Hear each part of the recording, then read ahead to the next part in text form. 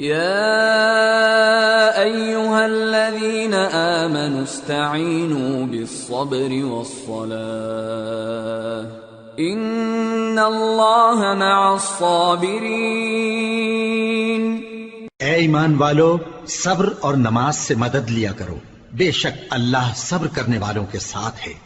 ولا تقولوا لمن يقتل في سبيل الله أموات بل أحياء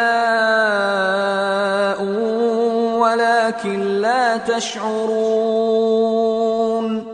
اور جو لوگ اللہ کی راہ میں مارے جائیں ان کی نسبت یہ نہ کہنا کہ وہ مرے ہوئے ہیں، وہ مردہ نہیں بلکہ زندہ ہیں، لیکن تم کو شعور نہیں۔ وَلَنَبْلُوَنَّكُمْ بِشَيْءٍ مِّنَ الْخَوْفِ وَالْجُوعِ وَنَقْصٍ مِّنَ الْأَمْوَالِ وَالْأَنفُسِ وَالثَّمَرَاتِ وَبَشِّرِ الصَّابِرِينَ الَّذِينَ إِذَا أَصَابَتْهُم مُّصِيبَةٌ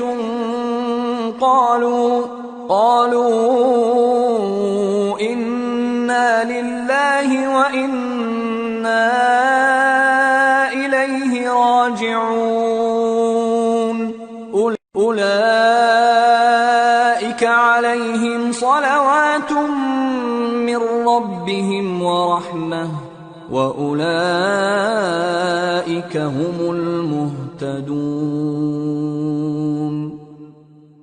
اور ہم کسی قدر خوف اور بھوک اور مال اور جانوں اور میووں کے نقصان سے تمہاری آزمائش کریں گے، اور صبر کرنے والوں کو بشارت سنا دو کہ ان لوگوں پر جب کوئی مصیبت واقع ہوتی ہے تو کہتے ہیں کہ ہم اللہ ہی کا مال ہیں اور اسی کی طرف لوٹ کر جانے والے ہیں۔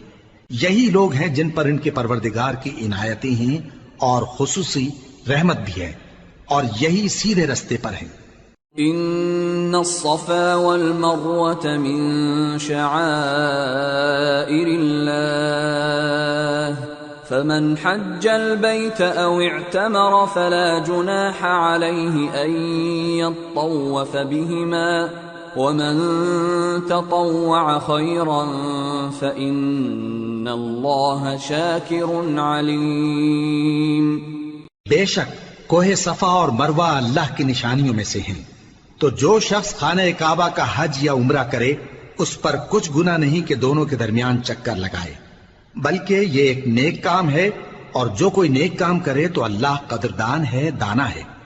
ان الذين يكتمون ما انزلنا من البينات والهدى من بعد ما بيناه للناس في الكتاب اولئك يلعنهم الله ويلعنهم اللاعنون إلا الذين تابوا وأصلحوا وبينوا فأولئك أتوب عليهم وأنا التواب الرحيم۔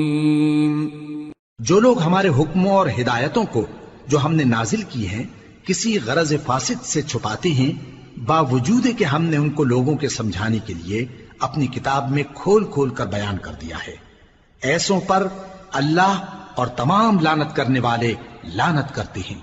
ہاں، جو توبہ کرتے ہیں اور اپنی حالت درست کر لیتے ہیں اور احکام الہی کو صاف صاف بیان کر دیتے ہیں تو میں ان کے قصور معاف کر دیتا ہوں، اور میں بڑا معاف کرنے والا، بڑا مہربان ہوں۔